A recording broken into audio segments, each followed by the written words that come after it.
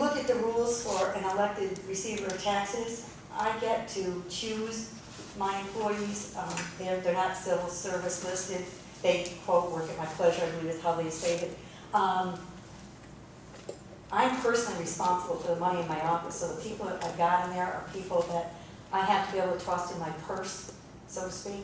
And I wonder what this is going to do for that. People like Sherry, she's also a part-time seasonal person. She only comes in for the heavy times, and when the heavy times are over, she's gone. She's been with me since 2004, I believe. To call somebody up and say, come in and work 6 weeks, and then you're done, and then come back in September and maybe work whatever. That I think is why the law is written that way, because of the fact that it's not, I am the responsible person, and I know that yes, Tom is definitely my relative. We are definitely related, but I think if my cash drawer shows up short, I hate to tell him, but it's going to be his checkbook I'm bouncing into. But I'm just curious, because that could cause another situation, and I'll be glad to share with you the way that reads, but I can't do off the top of my head exactly. Well, I think Sharon brings up an important point. You know, both she and Chris are elected officials, and you know, is there a different set of rules for elected officials? You know, should there be, because they're elected, you know, and they have, in a sense, you know, they have accountability, like all of us sitting up here, you know, to the wider population, you know, not necessarily to the hiring practices of the town board. So, you know, that's an important point.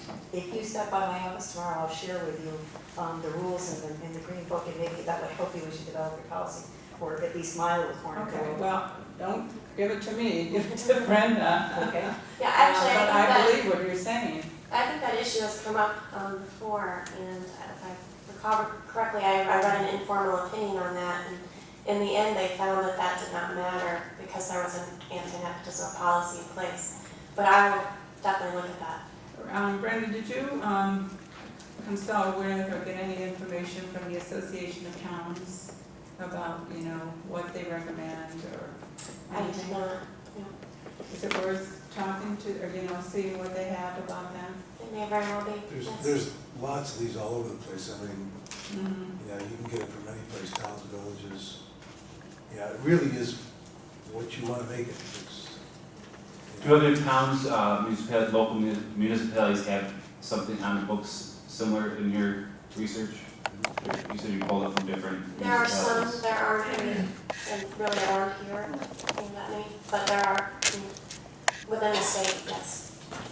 Well, you know, this is taxpayer money, and the issue of nepotism has come up several times to some of us sitting up here, okay?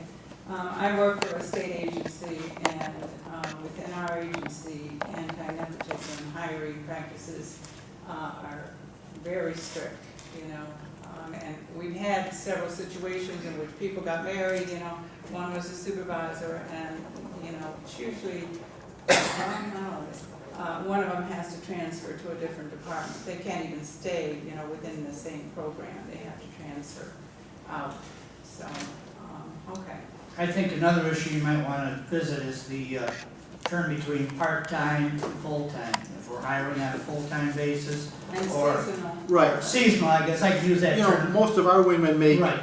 probably less than $1,000 a year. They're, you know, they come in 3 months a year. You know, sometimes it's not for 2 weeks at a time. They don't come. You know, they make $1,000. That might be a lot. You Just know, something for, else I think we could address. And they're part-time people, and Currently, just so everybody knows, the current process is typically the department head would interview people for that specific position with input perhaps at the liaison of that department, and it would come before the town board for a vote, just so, and then we'd have an opportunity to discuss the particular candidate or prior to that.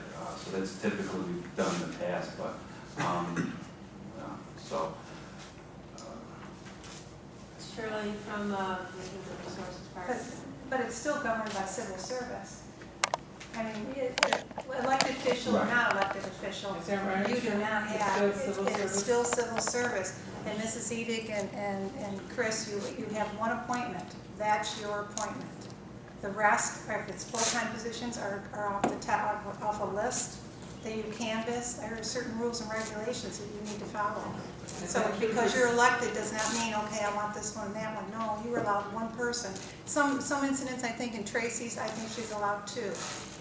But it's designated per town how many the elected officials are allowed to bring on board. So that's all civil service. So what you're saying is I would, to bring in a wingman, I have to go off of civil services? No. Part-time doesn't count. No, Okay, part-time, okay. I'm talking full-time Oh, position. full-time, okay. Because you may note that because it's an elected official, they have say who's, you know, they can bring into their department. But this is That's just not full-time. full-time. What if Part-time there's- is different. What if there's a full-time employee then that finishes number one on the civil service test, and that's who you're required to hire? Right. You're not You're required. not Not required. required. Number one, you have three Not really the choices. top Yeah. three. Right. So would that be a require, or could that be a consideration to skip that person? Yeah. No, you go with what Tony said. It's not a preference to have the family member. They can be